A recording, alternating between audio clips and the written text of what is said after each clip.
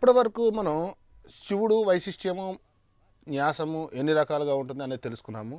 ఇప్పుడు అసలు అభిషేకాలు, ఈ అభిషేకాల్లో అనేక రకాల అభిషేకాలు ఉన్నాయి. పాలతో అభిషేకం చేయాలి. ఏ పాలతో చేయాలనేది చాలామందికి తెలియట్లేదు. స్వామి అభిషేకానికి స్వచ్ఛమైన ఆవు పాలనే వాడాలి. గేదె పాలు, మేకపాలు ఇలా ఏ పాలు పడితే ఆ పాలు వాడకూడదు. ఆవు పెరుగు వాడాలి, ఆవు నెయ్యే వాడాలి.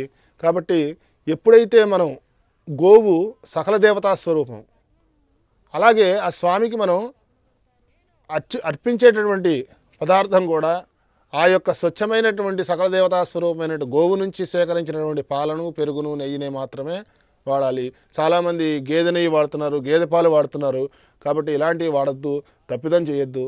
ఏదైనా ఒక దోషం కనుక మనం తెలిసి చేసినా తెలియక చేసినా తప్పే. కాబట్టి ఏంటంటే స్వామికే చేస్తున్నాం కదా అంటే స్వామికి కావలసింది మనం చేయాలి. కాబట్టి స్వామి యొక్క ఆ మనసును చూరగొనాలి తప్ప స్వామిని మనం అపవిత్రం చేయొద్దు.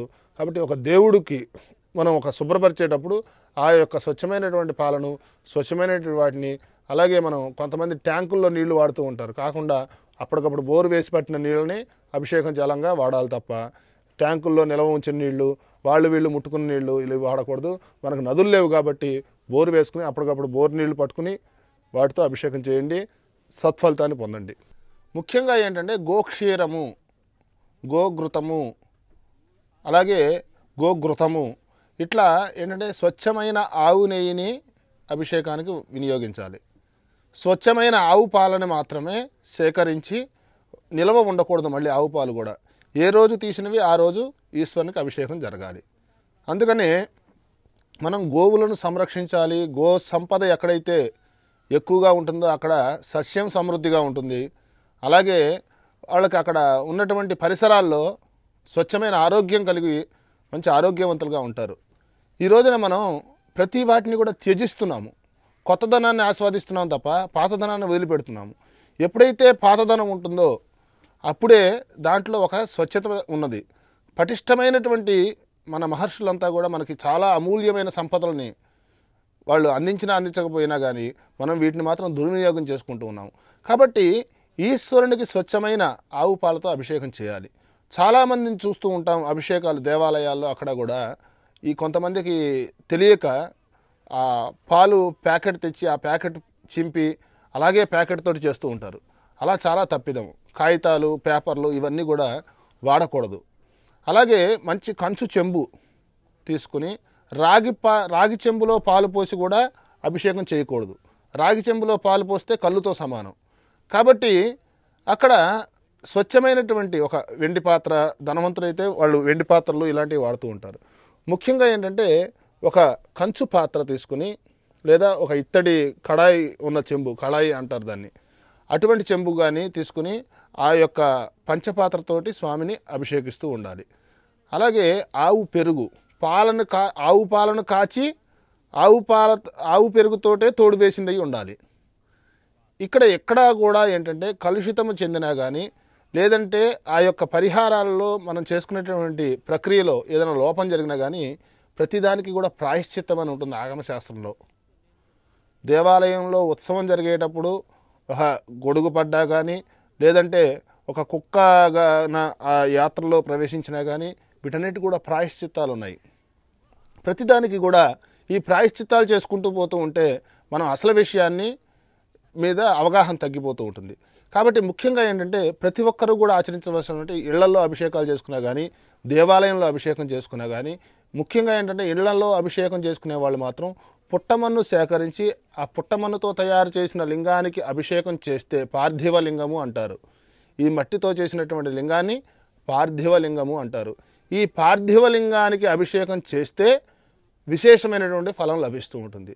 అదే కనుక దేవాలయంలో ప్రతిష్ఠిత లింగాల కంటే కూడా క్షేత్రంలో స్వయంభూ లింగాలు ఏవైతే ఉన్నాయో అక్కడ అభిషేకం చేసినా కానీ వశిష్టమైనటువంటి ఫలితం ఉంటుంది. అన్నిటికంటే కూడా ముఖ్యంగా న్యాసం అనేది ముఖ్యము. ఈ మహాన్యాసము చేస్తూ అంగాంగాల్లో నా రుద్రోరుద్రనమర్చేత్ అని చెప్పేసి ఆ విధంగా స్వామిని ఓంకార మంత్ర సంయుక్తం నిత్యం ధ్యాయంతి యోగినః కామదం మోక్షదం తస్మై ఓంకారాయ నమో నమః. నమస్తే దేవదేవేశ, నమస్తే పరమేశ్వర, నమస్తే వృషభారూఢ మఖారాయ నమో నమః అని చెప్పేసి ఆ విధంగా స్వామికి మహాన్యాసపూర్వకంగా, అలాగే హంస గాయత్రి ఉంటుంది. హంసాయ విద్మహే పరమహంసాయ ధీమహి తన్నో హంస ప్రచోదయాతు. హంస అంటే మనం తీసుకునేటువంటి శ్వాస. ఎప్పుడైతే మన శరీరంలో గాలి సంపూర్ణమైనటువంటి ఇది ఒక సంపూర్ణ ఆరోగ్యవంతుడు అనేక రకాలైన శ్వాస తీసుకుంటూ ఉంటాడు. 72,000 నాడులు మన శరీరంలో నిమిడీకృతమై ఉన్నాయి. అందువల్ల ఎక్కడో దేవాలయం లేదు, మన దేహమే దేవాలయం. అందుకనే మహాన్యాసంలో కూడా చేస్తాడు, దేహో దేవాలయ ప్రోక్తో జీవో జీవో సనాతన అంటాడు. అంటే దేహమే దేవాలయము. ఆ దేహాన్ని నువ్వు దేవాలయంగా చూసుకుని పవిత్రతగా చూసుకున్న రోజున మనమే ఒక దైవస్వరూపులము. కాబట్టి ప్రతి మనిషి కూడా ఆ యొక్క జ్ఞానాన్ని సముపార్జన చేసుకోవాలి. దీనికి అనేక ప్రక్రియలతోటి ఆ దేహాన్ని శుద్ధి చేసుకోవాలి. అనేక రకాలైనటువంటి ప్రాయశ్చిత్తాలు, కర్మలు, అందువల్ల ఈ కర్మ ఫలితాలను బట్టి కూడా కొన్ని మనం అనుభవించాల్సి వస్తూ ఉంటుంది. కాబట్టి ఇటువంటి ఆ దుష్టకర్మ ఫలితాలు ఏవైతే ఉన్నాయో వాటిని తొలగించుకోవాలి అంటే ఈశ్వర అభిషేకము, శివతత్వము, శివపురాణము చదవటము, అలాగే శివ కళ్యాణం జరిపించటము, ఇలాంటివి చేసుకోవటం వల్ల అనేక రకాలైనటువంటి దుష్ప్రభావాల నుంచి మనం దూరమై ఒక సత్ఫలితాన్ని సాధించడంలో అధికులం అవుతాము. కాబట్టి ఇక్కడ ముఖ్యంగా మనం అభిషేక విధానాల్లో పాలతో అభిషేకం చేసుకుంటే ఐశ్వర్యం ప్రాప్తిస్తుంది. ఇంకోటి అనుకుంటూ ఉంటారు చాలామంది, ఈశ్వరుడు ఏముంది బోలాశంకరుడు అని చెప్పి. నిజంగా ఆయన బోలాశంకరుడే.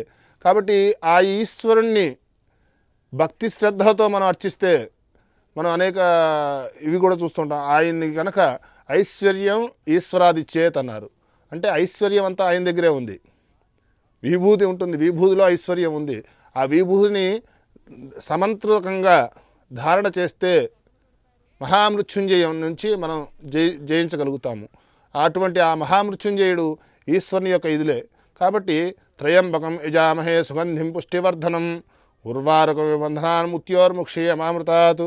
ఆ యొక్క భస్మాన్ని మంత్రించి శివపంచాక్షరి మంత్రంతో నిమంత్రణ చేసి దానికి సంబంధించినటువంటి ఔషధీకృత గుణాలు ఏవైతే ఉంటాయో ఆవు పేడ పిడకలలు కాల్చి దాని నుంచి వచ్చినటువంటి కచికలతోటి విభూది తీసుకుని, ఆ విభూది మారేడు ఫలం అంటారు, దీన్నే శ్రీఫలం అని కూడా అంటారు. ఈ మారేడు చెట్టు చాలామందికి తెలిసి ఉంటుంది. దర్శనం బిల్వవృక్షస్య స్పర్శనం పాపనాశనం తమోరిం సర్వపాపగ్నం ప్రణతోస్మి దివాకరం. ఈ యొక్క మారేడు చెట్టునట చూసినా కానీ తాకినా కానీ పాపాలన్నీ కూడా నశిస్తాయి. త్రిదళం త్రిగుణాకారం త్రినేత్రంచ త్రియాయుధం త్రిజన్మ పాప సంహారం ఏకబిల్వం శివార్పణం. ముఖ్యంగా అందరూ గమనించాలి, ఈ రోజున ఒక మారేడు ఆకు అంటే 3 దళములు కలిసి ఉన్నది, అతి చిరుగులు లేనటువంటి అచ్చిద్రై కోమలై సువై తవ పూజాంకరిష్యామి ఏకబిల్వం శివార్పణం అన్నారు. అంటే మారేడు చెట్టుని చూసినా తాకినా కానీ ఆ యొక్క పాపాలన్నీ కూడా నశిస్తాయి. త్రిదళం అంటే 3 దళాలు కలిగినది. త్రిగుణాకారం 3 గుణాలు కలిగినటువంటిది. 3 గుణాలు సత్వ రజో తమో గుణాలు, ఈ 3 గుణాలు కలిగినటువంటిది. త్రిగుణాకారం త్రినేత్రంచ అంటే 3 రకాల కళ్ళులాగా ఉండేటటువంటిది. త్రియాయుధం 3 ఆయుధాలు లాంటిది. త్రిజన్మ పాప సంహారం మనం 3 జన్మల క్రితం చేసినటువంటి పాపాలన్నీ కూడా సంహరించబడతాయి. ఏకబిల్వం శివార్పణం, ఒక బిల్వదళం శివునికి అర్పించటం వల్ల.